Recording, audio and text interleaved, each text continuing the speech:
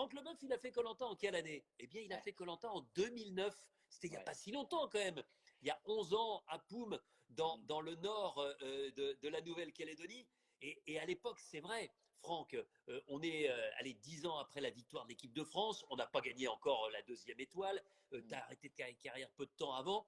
Tu es la star de cette équipe des sportifs. Et à ce titre, moi, j'aimerais, avant qu'on rentre dans l'émission, que tu nous racontes ton départ. Parce qu'une fois que tu es éliminé, tout ça doit rester secret, notamment le principe du jeu. On avait communiqué nulle part qu'il y avait des sportifs de haut niveau.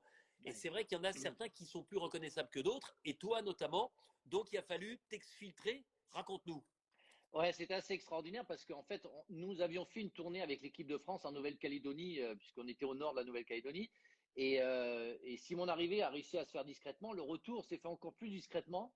Et ça a été assez extraordinaire parce qu'on m'avait dit, ouais, parce que j'avais vu quand on est parti de l'hôtel où on est allé pour rejoindre, où on était pour aller Ouais. rejoindre le camp et démarrer l'aventure, il y avait 3-4 heures de route. Donc pour aller à Nouméa, il y avait au moins 4-5 heures de route, plus C'est clair. l'avion. Moi, j'habitais aux États-Unis, donc il fallait que je passe Tu par habitais Los l'Australie. Angeles à l'époque. C'est ça, il fallait que je passe par l'Australie et de l'Australie, je me tape 15 heures ou 16 heures d'avion pour rentrer à Los Angeles.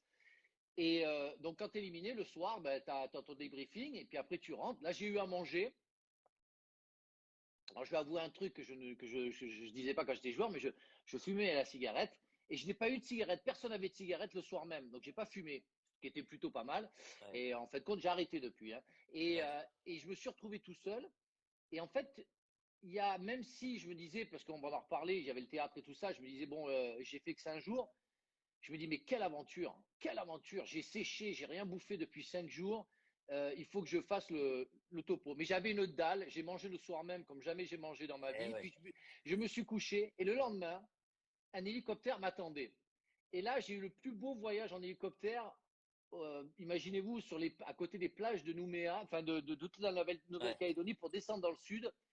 J'ai vu des dauphins, une baleine, Est-ce on que tu es surfait sur les passé, vagues. parce que on passait, tu sais, dans cet endroit qui est mondialement connu, qui a été pris en photo des millions de fois, Oui, le ce cœur. cœur, le Mais fameux oui, cœur vert oui, au milieu de la végétation, c'est absolument exceptionnel, à ouais. mi-chemin entre Poum, où on tournait, et Nouméa, où tu as atterri. Oui, oui, j'ai eu cette chance-là. Le pilote a été extraordinaire parce que vraiment, on descendait mais à quelques mètres des vagues, comme si on surfait. Puis Hmm. après, il remontait. Bon, j'ai eu, c'était pas facile, hein, Ouais.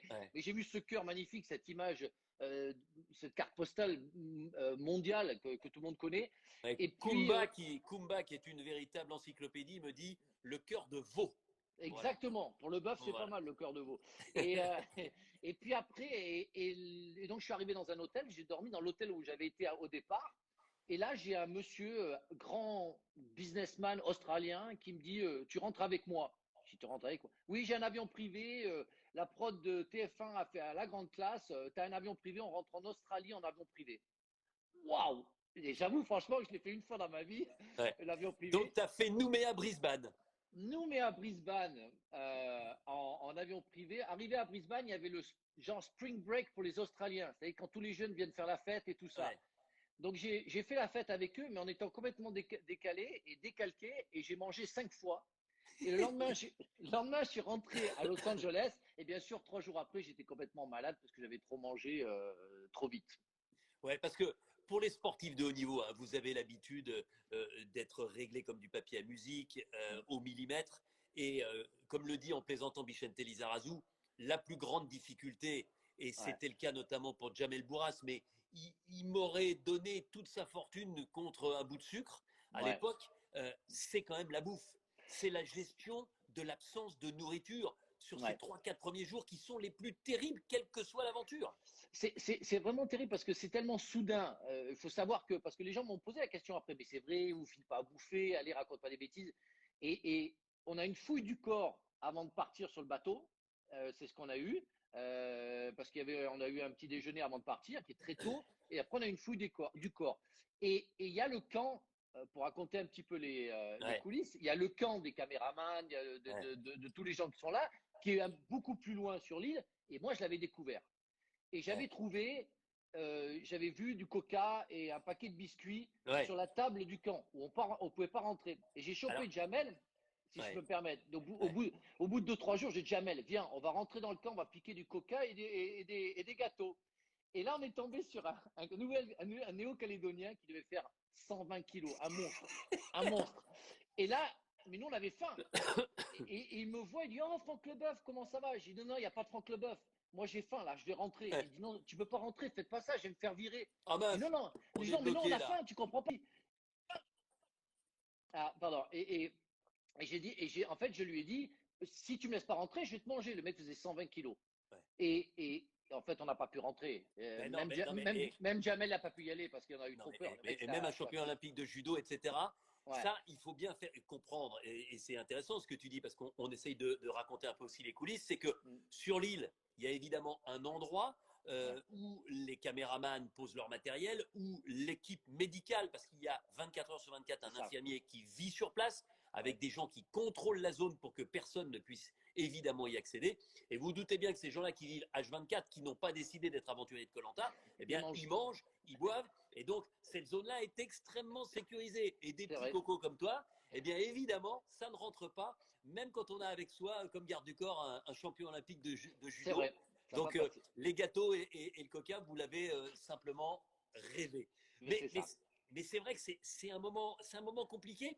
Et c'est aussi, j'imagine, un moment compliqué parce que d'un côté, vous êtes entre sportifs de haut niveau, et puis de l'autre, il y a des héros de koh des gens qui sont déjà rompus à cette aventure, qui ont déjà Ouais. vécu et qui ont déjà brillé dans cette aventure-là. Donc, t'as beau être champion du monde, champion olympique, dans koh les champions du monde, les champions olympiques, ils sont de l'autre côté. C'est vrai, parce que ça n'a rien à voir. Notre sport n'a rien à voir. Et ce que faisaient certaines personnes, celui qui a gagné, qui était élagueur, je crois. Hein. Ouais, ouais, Alors, qui était avec nous il y a une dizaine de jours, Grégoire, qui est élagueur et Grégoire, apiculteur. ouais, ouais, voilà ça. Donc, salut, Grégoire, bravo. Pardon. Bah, je t'en prie, mais parce que en fait, ce sont vraiment des aventuriers, ce sont des guerriers, ils sont préparés. Moi, je me suis un petit peu préparé. J'avoue que pour faire le feu, j'avais lu un livre, mais je suis pas comme Sam où j'avais tout fait. Moi, je vois que le petit Sam là, qui a 19 ans, enfin 19 ans, 20 ans, moi, il m'éclate parce que les mecs, ils se préparent. C'est un vrai challenge. Je pense manquer de préparation et j'étais pas forcément le meilleur sportif parce que je faisais un sport collectif. Ouais. On parlera de mon élimination, mais c'est Gwendal Pesra qui doit partir. Et moi, je n'en veux pas à Gwendal parce qu'en fait, il remonte de l'eau, il se plante d'endroit, il part à gauche au lieu de partir à droite. Et tout le monde dit, parce qu'il n'y a que des individualistes, des sportifs individuels qui jouent, ah ben il sort, hein, il a perdu le jeu, il sort. J'ai fait non, mais attends, il a donné le meilleur de soi-même, c'est pas grave, parce que moi, je peux accepter l'erreur d'un copain. Mais eux, c'était terrible. Mais voilà, Ah mais ça fait attendez, parce partie que du jeu. les sportifs, vous êtes pris au jeu tout de suite. Hein. Il y Ah oui, avait, on rappelle Frédéric Jossinet qui a été championne d'Europe, je ne sais pas combien de fois en judo, vice-championne du monde, ouais, médaillée olympique. Il y avait Myriam Lamar, championne du monde de boxe. Il ouais. y avait donc Gwendal Pesra, champion olympique de danse sur glace. Il y avait Tai Chris, spécialiste alors je dis toujours de roller, en tout cas, Il fait plein de choses. Et maintenant, de téléphone il fait, portable, maintenant. voilà, exactement.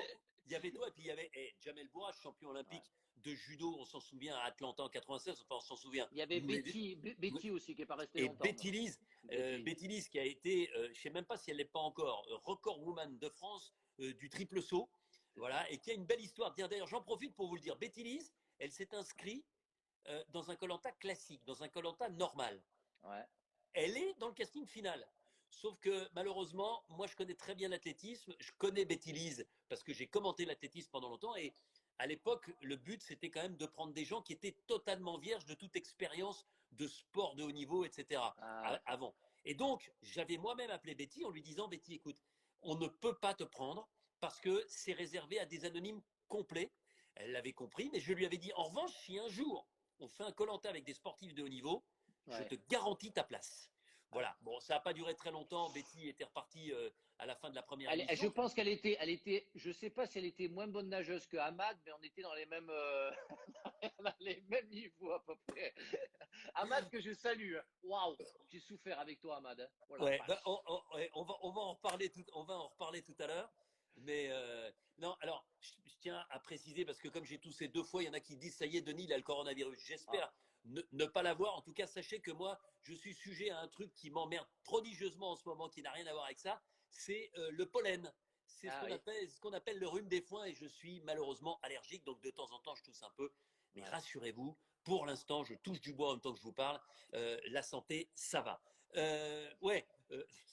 Non mais Mais moi, revenons. attends, parce que moi, je te regarde, et à chaque fois quand je regarde koh je me dis, quand il va les voir et qu'il a bien bouffé, et qu'il a bien, parce que je sais que tu es un génie, parce que je sais que toutes ces phrases que tu balances, la Ouais, préparation, je sais que tu es un vrai professionnel, mais ouais, que tu es très, très fort dans l'improvisation ouais, et que tu es vraiment, tu phrases ouais.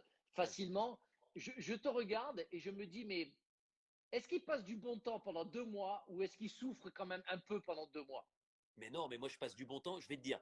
En revanche, non, mais quand les gens me disent, eh, c'est un peu sadique, koh vous n'avez pas honte de les faire souffrir comme ça, mais moi je dis exactement l'inverse, je dis, mais je ne les fais pas souffrir. Ils sont 25 000 au casting. C'est Ah une oui, chance, c'est un ils ont cadeau de envie. venir faire koh. Donc je te le dis franchement, j'ai jamais aucune peine pour les candidats, sauf quand ils sont éliminés brutalement au conseil, qu'ils ne s'y attendent pas, parce que Ouais, c'est violent, sauf quand ouais. ils perdent une épreuve. Tu vois, je pense au parcours du combattant, quand je vois Nawel, tu vois, Ah ouais. qui avait tout donné pour ce parcours, qui voulait le gagner, que je la vois, tu vois, j'en ai encore des frissons, dire, Ouais, c'est mais je suis triste. une merde, mais je suis une merde. Là, je compatis, j'ai de la compassion pour eux, j'essaie de la garder bien, bien intériorisée, mais en revanche, mais ne me demandez jamais de plaindre les candidats de koh. Au contraire, ils vivent un truc incroyable, ils rêvent tous de revenir. Donc non, non, je les plains pas, et moi je passe beaucoup de bon temps, parce qu'encore une fois, je suis le premier témoin de cette aventure. Je suis le premier témoin de l'évolution des personnages, l'évolution des rapports humains, l'évolution des stratégies, forcément. Et ils sont toujours, les gens sont déstabilisés sur koh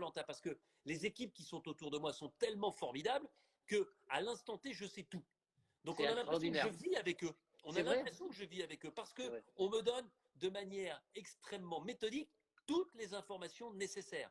Euh, je prends l'exemple de ce qui s'était passé avec Joseph, mon invité d'hier. Dès l'instant où il éteint le feu, alors que je ne suis pas là, je suis sur notre camp de base, instantanément, le talkie-walkie crépite, Denis, Denis, Denis, et hop, on est immédiatement prévenu et on sait Incroyable. que c'est un moment incroyable. On est à Incroyable. 20 ans de koh et un mec, pour la première fois, éteint le feu. Ah, C'est, moi, tu vois, un truc. j'ai pris un gros fou rire, hein. J'avoue que j'ai pris un gros fou rire. Et c'est con parce que hier, le problème, c'est qu'il pédalait pour remettre de l'énergie et il n'avait pas la bonne 4G, Ouais. mais il nous racontait ça. Et ce qui est génial, tu vois, c'est que il y en a qui décrochent, puis il y en a qui décrochent pas. Joseph, il n'a pas décroché. Aujourd'hui, il t'explique par le menu, il dit, mais elle m'en nanana, Ah ouais. mais je le referai. Et au conseil, tu sais, de temps en temps, quand il y a eu un moment violent, etc., j'essaye de l'amener, le candidat, dans ces cas-là, Ouais. à redescendre. Et je lui dis, avec un peu de recul maintenant, Joseph, qu'est-ce que vous avez envie de leur dire? Et là, Pareil. mais limite, mais qu'ils aillent se faire foutre. Ils ont voulu m'éliminer, j'ai éteint le feu, c'est basta, ne me Ouais. demandez rien d'autre. Donc le mec, il est cache-pistache du début à la fin. Bon, et revenons à ton aventure à toi. Oui. Oui. Il y a quand même des moments qui étaient marrants parce que forcément, déjà, moi, je vous connaissais pour la plupart. On avait travaillé ensemble dans un autre contexte. Jamel, c'est moi qui ai commenté sur Eurosport C'est vrai. son combat victorieux à Atlanta. La Coupe du Monde en 98, j'étais là pour Europe 1, je t'ai interviewé 1000 fois, ta famille, je me souviens, après la finale. Et vous aviez aussi du mal à vous dire que, en gros, là, vous n'étiez plus le champion du monde, le champion olympique. C'est compliqué de complètement basculer en une seconde. Ouais, ouais, parce qu'il n'y a plus de statut, parce qu'il n'y a plus de droits. Enfin, il y a tout est remis à zéro et il faut bosser. Et puis, comme je disais tout à l'heure, on est en face de personnes qui ont déjà une expérience et qui sont très très bons et qui savent Ouais, et qui presque vivent pour ça, pour cette échéance-là. Et nous, on nous a décrit les champions, c'était, je ne sais plus comment tu nous appelais, les bah si, les champions. champions. Les champions, on est champion de rien du tout à koh. On sait que l'aventure, elle est là au bout d'une Ouais, journée. Et c'est là où je vais défendre un peu tous les candidats de koh, parce que je sais que les réseaux sociaux peuvent être assez cruels avec ces gens-là. c'est vrai, Au bout d'une journée, quand tu n'as pas bouffé, que c'est tu dors clair. mal, parce qu'on dort mal, hein, la nuit il fait souvent froid où on est là-bas, dans ces pays-là, t'as pas faim, le cerveau il tourne au Ouais, ralenti, ou alors il tourne trop vite, tu commences à perdre, tu peux t'énerver pour rien. Essayez juste chez vous, en famille, de ne pas manger pendant une journée. Et vous levez-vous le matin à 6 heures pour voir dans quel état vous serez. Donc je pense qu'il faut faire preuve un peu de raison et comprendre les gens parce que c'est une compétition, c'est un jeu, mais c'est une compétition. Il y a des gens qui veulent gagner de l'argent, il y a des gens qui veulent se montrer, il y a des gens qui veulent, je sais pas, se prouver quelque chose à eux-mêmes. Bien sûr. Et on a beau être un champion, en fait, on est tous au même niveau, si ce n'est moins que les amateurs, ces gens qui vivent ça à fond, quoi. Bon, c'est marrant, je vois passer pendant que tu nous expliques tout ça, un message qui est rigolo concernant Joseph et sa liaison Internet d'hier. Ouais. Il y a quelqu'un qui suggère que c'est peut-être Ahmad et Delphine qui lui ont coupé le réseau hier pour pas qu'il continue Surtout à Delphine, balancer. surtout Delphine. Voilà. T'es bien Donc, énervé. donc c'est rigolo. Alors, moi, je me souviens de la première épreuve parce que si vous étiez impressionné, vous étiez sur vos gardes par rapport à ces héros de koh qui avaient déjà une expérience et qui étaient dans l'absolu plus forts que vous. Tiens, il y a Laura que tu connais aussi, qui travaille, qui est assistante de réalisation, qui nous embrasse, qui nous regarde, qu'on a notamment vu sur Ninja. On se retrouvera sur Ninja très vite, je l'espère, ma petite Laura. Ouais. Juste un truc, ouais.